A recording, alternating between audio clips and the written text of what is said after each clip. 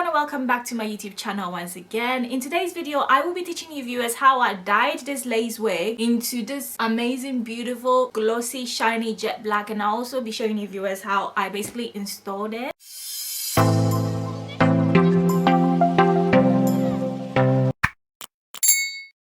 So if you are interested, stay tuned. Guys, I want to say that this hair is from the Raw Virgin Hair Boutique. I did not wear any hair extensions apart from the Raw Virgin Hair Boutique hair extensions, and this is a full lace wig, guys. It's a full lace wig. I obviously sewed an elastic band from one ear to the other ear so that I can have it really screwed down. All I used was my Got2b glue. So if you are interested in seeing how I basically dyed this full lace wig and also achieve this curls, stay tuned. I will also leave the Raw Virgin Hair Boutique website in my description box down below, and I'll also leave the discount code, which is my name, Attiville20, for 20% off if you purchase from the Raw Virgin Hair Boutique. So if you really want to know how this hair is looking really beautiful and luxurious with this shine to it, stay tuned.